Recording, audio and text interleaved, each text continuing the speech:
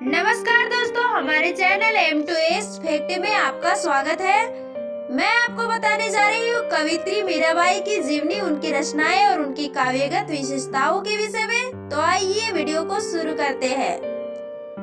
हिंदी के कृष्ण भक्त कवियों में मीराबाई का महत्वपूर्ण स्थान है।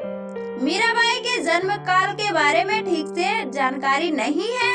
कुछ विद्वानों के अनुसार मीराबाई का जन्म राजस्थान के मेड़ता में सन 1498 में एक राज परिवार में हुआ था।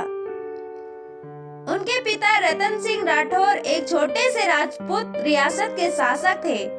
वे अपनी माता पिता के इकलौती संतान थी। जब वे छोटी थी तभी उनकी माता का निधन हो गया था।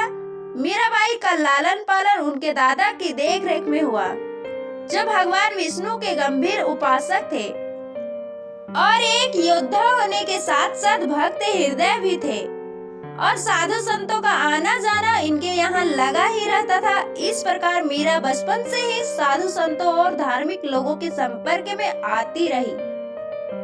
बचपन में एक बार उनकी माँ ने उन्हें भगवान कृष्ण की एक मूर्ति दी, जिसके साथ वह हमेशा खेलती, गाती और बातें किया करती थी। मीरा के दादा राव दूधा थे। राणा सांगा के पुत्र भोजराज के साथ मीरा का विवाह 1516 ईस्वी में हुआ। कुछ वर्षों में ही कुमार भोजराज मुगलों के साथ युद्ध में वीर गति को प्राप्त हो गया और मीरा विधवा हो गई। बचपन से ही मीरा कृष्ण के प्रति अनन्य प्रेम रखती थी। वे उन्हें ही अपना प्रिय और पति मानती थी। मीरा के गुरु संत कवि रैदास थे। मीरा की भक्ति कांता, मधुरी और दाम्पत्य भाव की भावना मानी जाती है। मीरा की माता का नाम वीर कुमारी था। पति के परलोकवास के बाद मीरा का भक्ति दिन प्रतिदिन बढ़ती गई। ये मंदिरों में जाकर वहां मौजूद कृष्ण भक्तों के सामने कृष्ण जी की मूर्ति के आगे नाचती रहती थी। मीराबाई का कृष्ण भक्ति में नाचना और गाना राज परिवार को अच्छा नहीं लगा। उन्होंने कई बार मीराबाई को विष देकर मारने की कोशिश की। घर वालों के इस प्रकार के व्यवहार से परेशान होकर वे द्वारका और वृंदावन चली गई। वे वहां जहां जाती थी वहां लोगों का सम्मान मिलता था। लोग उन्हें देवी के जैसा प्यार और सम्मान देते थे। आइए अब हम जानते हैं मीराबाई के निधन के विषय में। अपने जीवन के अंतिम दिनों में मीराबाई द्वारिका चली गई। द्वारका में उत्सव चल रहा था। भक्तगण भजन में मग्न थे। मीरा नाचते नाचते श्री रणछोड़ राय जी के मंदिर के गर्भगृह में प्रवेश कर गई और मंदिर के कपाट बंद हो गए।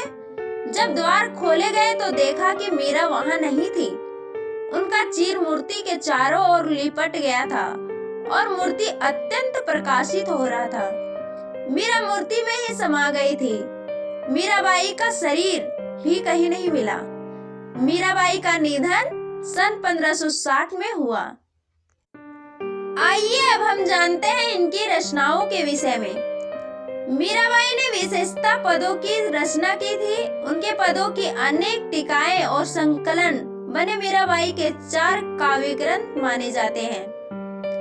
पहला नरसिंह जी का मायरा, दूसरा गीत गोविंद का टीका, तीसरा राग गोविंद, चौथा राग सोरठ।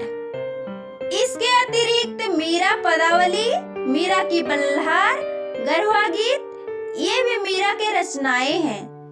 मीराबाई को भक्ति की तपोवन की शकुंतला और राजस्थान की मरुस्थल की मंदाकिनी भी कहा जाता है।